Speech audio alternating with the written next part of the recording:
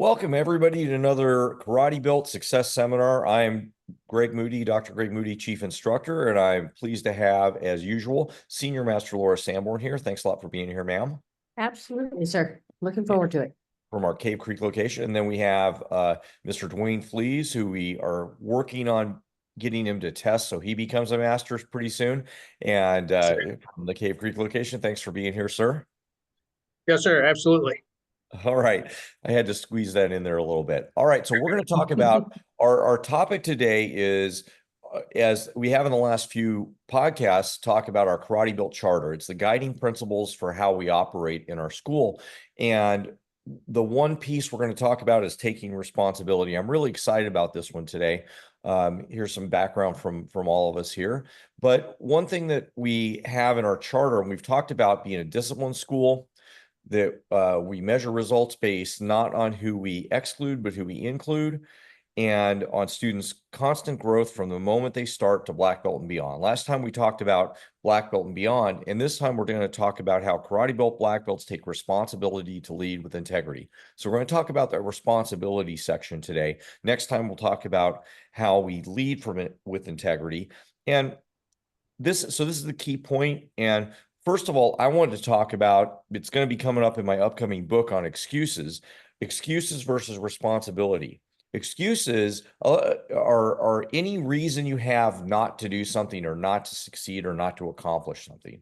So excuses are when we say to somebody, oh, well, I was late because of traffic. Well, that excuse reason really didn't need to be included most of the time.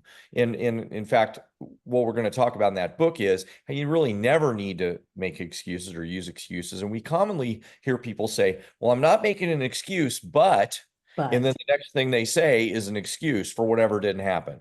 I'm not making an excuse, but it was the other person's fault for this. And then they say it. And it's almost like a programmed response for people that, and we actually have another podcast on excuses, but it's almost like a programmed response for people if they fail or let you down or don't accomplish something, that they have to give you a reason why that wasn't their fault. So that's the opposite of taking responsibility. Taking responsibility would be, or it could either be just, I'm sorry that I was late. I'm responsible. I'm late. I don't have to give you like a bunch of reasons why somebody else swerved in front of me or traffic or anything else, or that I got up late. I don't have to tell you those things. I don't have to tell you why even I was at fault. Taking responsibility means we're going to be responsible for what our actions are. What kind of things do you guys want to add to that? I kind of talked for a little bit there. Well, it usually finishes, if you're taking responsibility, it finishes with, so this is how I'm going to do better next time. This is what I'm going to change to be better at it. Rather than, all right, traffic always sucks at 7 o'clock when I have to go to work. Okay, then you need to leave an extra 10 minutes early because you know it's always going to be that way. So responsibility means you're going to fix it. This is how you're going to fix it, not this is why it happened. Yeah, I think that's a fair statement. Now, I do understand, and I get pushback. I know my son was arguing with me about this topic. Sometimes it isn't it wasn't anything you could control. So it's outside of your control. Normally you leave at 7 a.m., you get to work at 7:45 and you're 15 minutes early for work every day. There's a big traffic accident. I don't know why I keep using the late example, but it seems like a common problem for people. It's a big traffic accident. But instead of going, well, I'm late, but there was a lot of traffic on the road. So now you have to placate me. You have to be nice to me. Oh, okay. Sorry you went through that. Instead of, I let you down because I was late. So I might say instead, just, hey, I'm sorry I was late. I know I put you out for a few minutes while you were waiting. That's it. That's it. You don't need to add these other things. So even if it is out of your control, now, if it is in your control, you said it exactly right, then do something about it. That would also be the responsible action. Mr. Fleas, you were going to say something? Yes, sir. Thanks for bringing up my lack of testing for 5th degree. I don't have any excuses for that. I'm trying to do better. Thanks a lot in our responsibility. Yeah.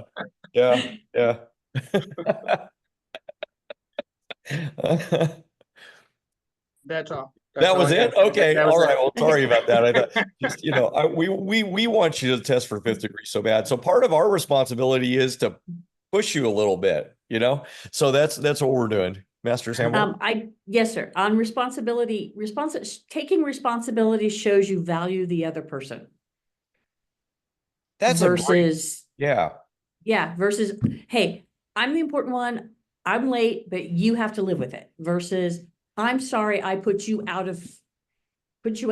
in whatever way it was, whether you had to wait for me, whether something didn't get done because I was there to do it. Whatever it is, when you take responsibility, you are letting the other person know that they are valuable and their time was valuable. And because it's valuable, you realize it's your fault and it's not something they have to excuse. They don't have to say that's okay. Right. It's not even when we use the word fault, that triggers something in me because it isn't necessarily a fault that has to be assigned. True. You don't have to assign it. I think there's this idea that if you're responsible for your environment, your world, that means you're at fault for everything. And that's not, you can't control everything.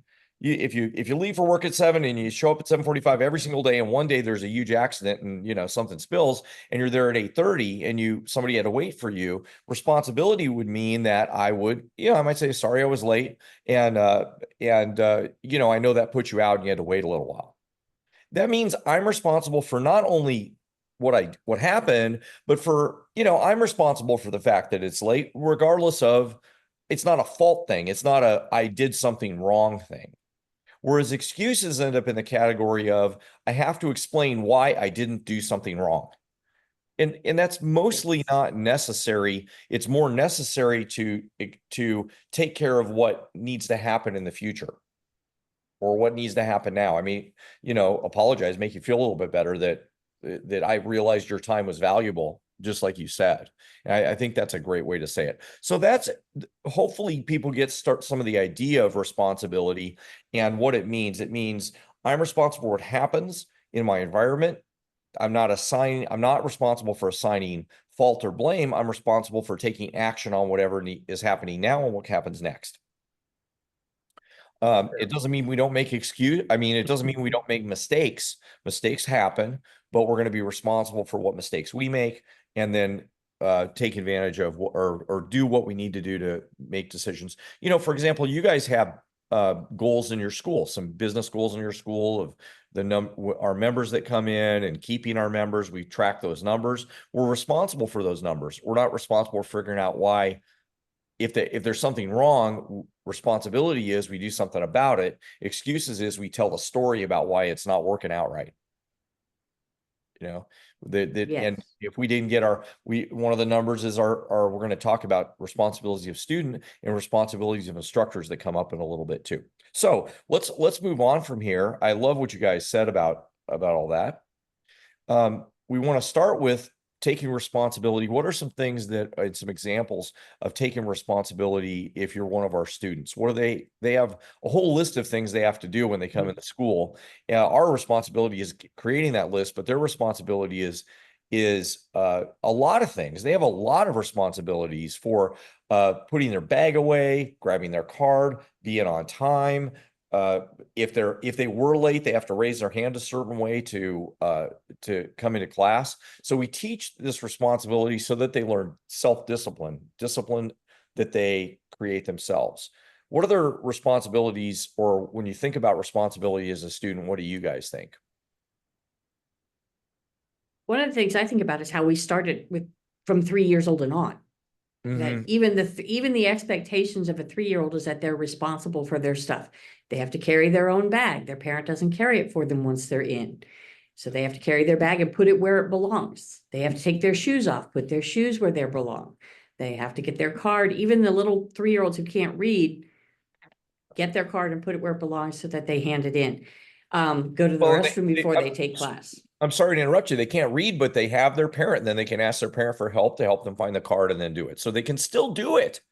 They can still be responsible for their card. Yes.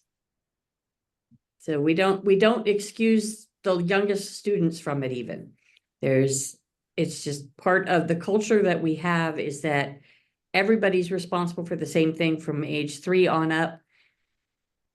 And there's not an excuse accepted for not doing it. It's just done. It's part of what we do. Yeah, I love that. Mr. Fleas, anything to add to that?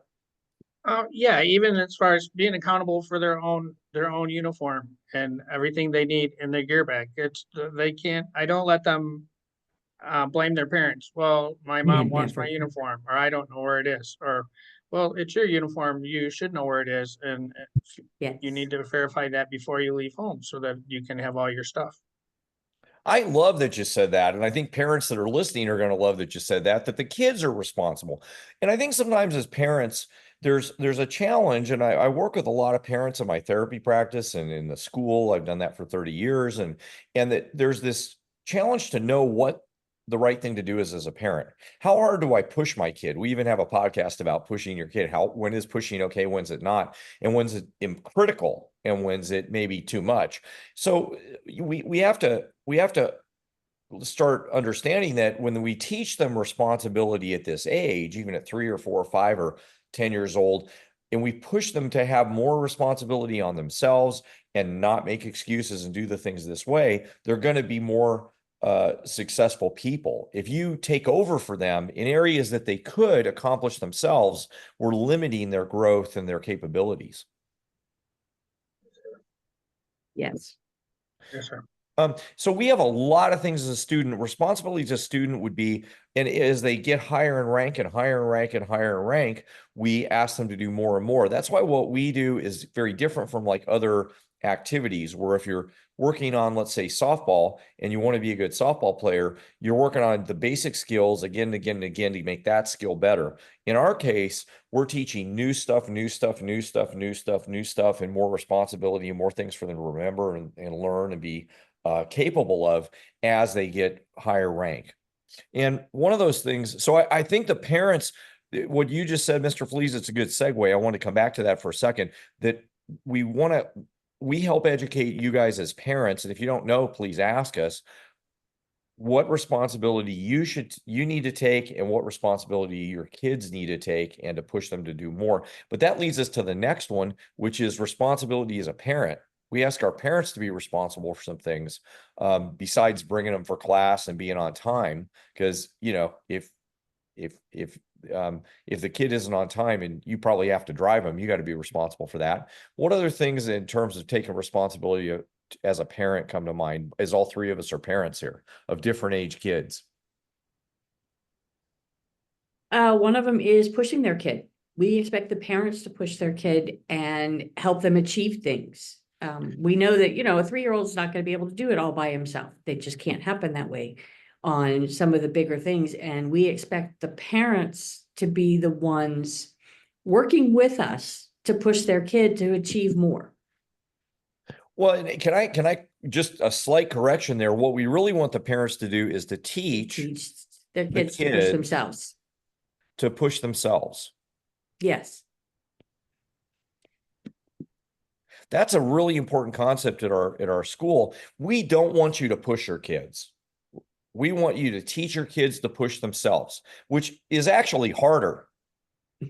We're trying to get them to have the skills to push themselves. And if you don't do that, unfortunately, the consequences are very dire for your kids. If they don't learn to push themselves, as soon as you're away from them and they're on their own, it's going to be hard for them to be excited about achievement. Every time they come up to an obstacle, they're going to give up. They're going to be used to giving up because they haven't pushed themselves.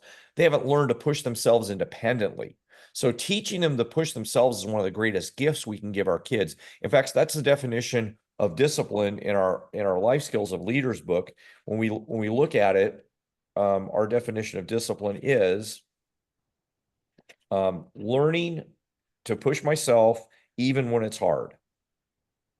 So that's the skill we want your kids to learn. And so that's what we need your help with as parents, is to be responsible for helping us teach them to push themselves. We're partners with you in that, but you guys got to be part of that as well. Otherwise, they won't get those skills. Anything else to add for parents right now? I do. We expect the parents to recognize and celebrate the positive events that are happening in their kids' life, not even just in class, but at home and at school, and bring those to our attention so we can make a big deal of it and really celebrate it for their kids, so that we're building their kids' self-esteem, because the parents let us know what's happening in their kids' lives that's positive, not just when they're in trouble, when they can't do something, but every time they do something good, every time they're doing something that builds them and improves them, we want to know about it. And it's the parents' responsibility to let us know that. Absolutely. And right behind you, next to your head, is the personal victory poster that we have about how we reinforce. We have a system for reinforcing these behaviors, that they get stars taped onto their belt every time they do something that you feel proud of. I remember one parent came into the school, and it's very easy to give the stars out. For some of the parents that are our students, a lot of you guys don't give enough of these out. We give you the control of giving these stars out. And I had two extremes. One parent who, every time she came in, she just, he did something, basically, like if there's a sheet of paper and she'd just have him draw an X on it, and then she'd say, oh, we need to give him a star for artwork. Well, that wasn't effective, because you're not giving him a reward. You're not letting us give him a reward when you did something extra. So if your kid always gets A's, it's a challenge. If he's always perfect in school, it's a challenge. You got to come up with what they're doing extra, and then that's what we reward them for. We can reward them for getting A's, of course, too, but we want to be rewarding behavior that's at their maximum, so they're not, so that's too hard, but it's hard enough.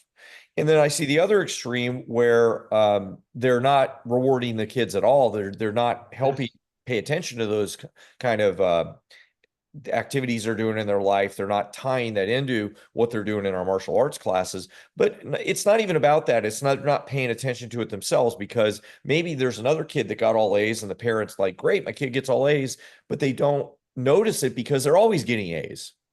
Mm-hmm. We often have that problem when our kids are doing something, or for us, we train our instructors to pay attention when people are consistently doing stuff well. A lot of times we forget to pay attention to that because, it's expected now. Maybe with your partner and spouse, even maybe they do a lot of things really good, and we want to, what are the things they do really good all the time? We're really good at finding out the things they do bad, right? Yeah. We're experts at figuring out the things that they might do bad. So maybe that's an example. But teaching kids to push themselves is the fundamental part of this. All right. So from there, after parent, what's our responsibilities as a black belt? So once they become black belt, they get our black belt pin. It looks like this for anybody who can see up close. And I don't know if that was in focus. There you go. They get a black belt pin that they can wear not just in the school, but everywhere. They can wear it outside, and we don't want them to wear it at school where they get, falling off. But when you're wearing like a little bit more formal wear, when I wear a suit jacket, it always has the black belt pin on it. So that's a symbol of being responsible, not just inside the school, but outside the school. What are some ways that you guys would mention that our black belts are responsible outside of the school because they're black belts? Part of it is just showing the life skills. Sorry, go ahead. Go ahead, Mr. Yeah, Flynn. especially their behavior that they're demonstrating in public. A lot of people would know that they're a black belt or they attend our academy, and so their behaviors are going to have to they're going to have to behave accordingly, so they can set the example for other students and other families. Yeah, we wouldn't want one of our black belts being at the playground behaving badly. And if I ever saw one of them, and I have, because I go to schools a lot, or in the past, and seen some of our students at the schools, and if they're a black belt, we would expect them to be paying attention to being nice to the other kids and being respectful to the other kids and all the other skills that are part of our charter. We want them to be responsible for that outside of the school. So being a black belt doesn't mean in the school you say yes, sir, and yes, ma'am. We would expect you from day one, we teach that they should say yes, sir, and yes, ma'am to their parents at home and teachers at school. And that's how they show courtesy. That's on day one when somebody walks in. But black belts, we expect them to do it on their own without any reminders. I think that's a big piece. Is black belts, we'd expect to do all this stuff on their own without any reminders. Master Sanborn, you were going to say something about it? Yes, sir. Or did we steal? Pretty much, yeah. It's basically it's showing all the things we've talked about over the past several months about the charter. those are things that we expect those when you become a black belt, and as you continue on a black belt path towards your next black belt, that you're showing the parts of the charter, you're taking responsibility, you are honest, people can recognize it. I was thinking kids too in school. I mean, a teacher should be able to look at a kid in class and their behavior and go, oh, yeah, I heard you got a black belt. I can tell. It shows that you're a leader, you do what you're told, you get your work in on time. And the teacher should be able to just know that pretty fast with a kid that's starting their class, even if they've never met them before. Perfect. Yeah. So the big summary of that is the behavior that we expect in the school is the behavior you show outside of our school. And that's true of our adult students, our kid students, and even more especially our instructors, which is next. Our responsibility as an instructor. I mean, to me, this is one of the biggest responsibilities that we have, because we're the ones providing all the stuff we just talked about and making sure the charter is implemented with all of our students. So, the instructor is symbolized in Senior Master's wearing her white uniform today, and it's got a black stripe around the neck, and that symbolizes the yoke of responsibility, like in the old days when an ox would get pulled in the field and they would have the yoke around them, that's what they call it, and they'd plow the field and be working really, really hard so that they could have a harvest. And that's what that's what the black collar symbolizes, is that yoke of responsibility, so that we work hard so that all the students can gain these capabilities and gain these skills that we're leading them to have. And part of that training, part of that responsibility is training, constant training. The students you guys are training, all the instructors are training all the time to get better, better, better, better. In fact, we had you last time, Mr. Fleas, on your guys were on our instructor class, which we need to kind of tie that together more and build that up. But you guys even came in from all across the country, and it was late in the day for you guys, but you guys were still there. So we appreciated that. What other things do instructors have to be responsible about, or your thoughts are about instructors' responsibility? Creating new black belts, being an ambassador out in the public, that when we meet people, we're not, ashamed is the wrong word. We're not shy about talking about being a black belt and inviting other people to come in and become black belts and learning the same behavior and passing it on, so that it becomes the culture wider out and not just in the school. So one of it, yeah, being an ambassador and creating new black belts and getting new people in to become black belts. Yeah, I met one instructor who would not tell anybody, not in our school, but they wouldn't tell anybody they're black belt, because they said, well, I don't want to be a show off, or I don't want to be I don't want people to think I'm going to be fighting or something. But really the opposite is true. We want you to be proud of being a black belt, and when people ask you about it, you tell them about it. You tell them what a black belt's being about, and that's not about you. It's about these things, that our black belts take responsibility to lead with integrity. That's what they do all the time. And our instructors, as you just said, part of their job is in the community create black belts, in the school create black belts. So in both places, in our school, they're doing it by teaching. In the community, we're doing it by sharing who we are and what we do, and then sharing it with them so that they can come in and do martial arts.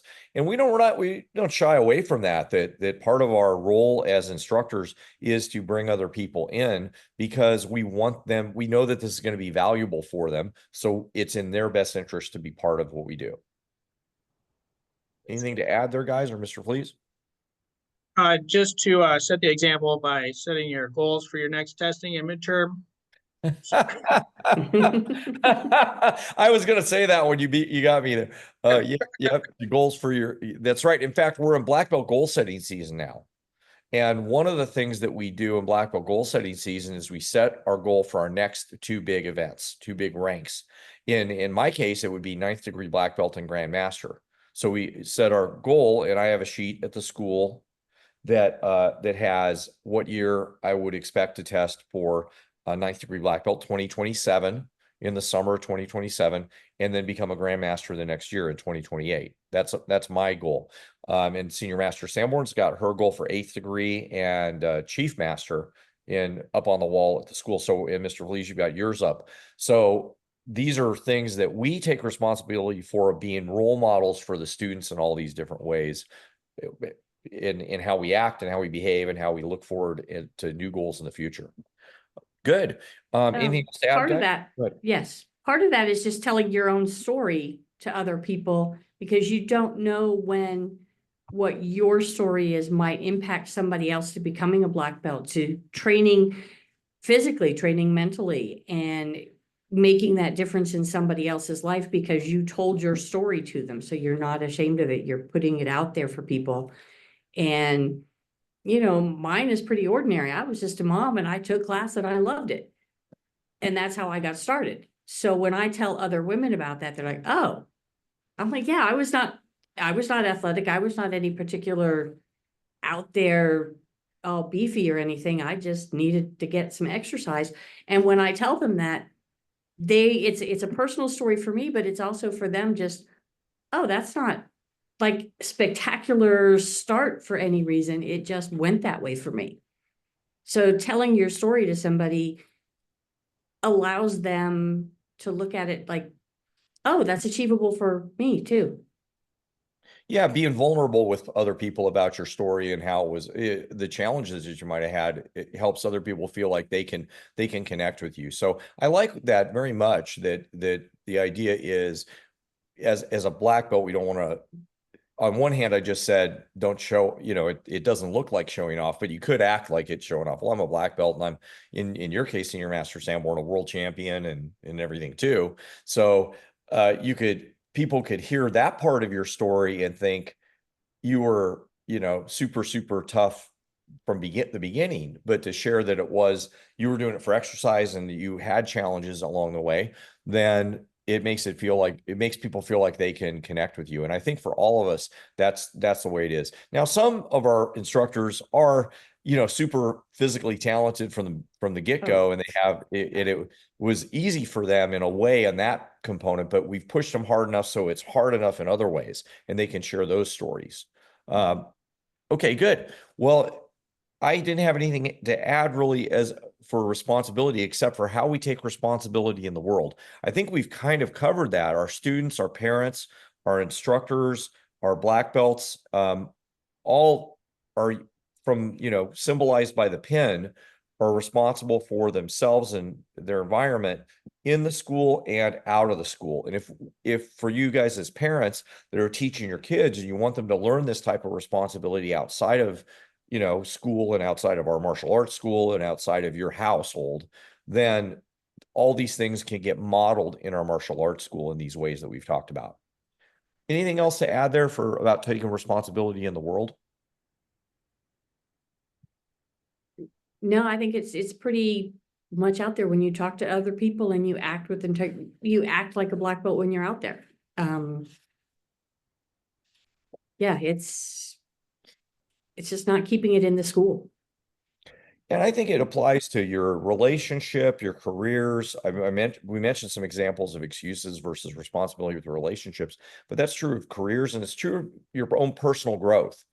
So when we're outside and we can get better, or we can be really clear on what we are responsible for, what we have control over, and then we're responsible for everything around that we have control. It can help us grow as people as well. All these things will help us grow individually and help everybody around us. So I think that's it for responsibility today. Next time, we're going to talk about leading with integrity and wrap up our KarateBuilt Charter podcast series. Any last thoughts, guys? No, I feel like we covered that pretty well. All right. Well, thanks a lot, everybody. And we appreciate you guys being here and watching on the podcast. And thanks, Senior Master Sanborn. Thanks, Mr. Flees. And you guys have a great day. All right. Thank you, sir. All right. Bye, sir.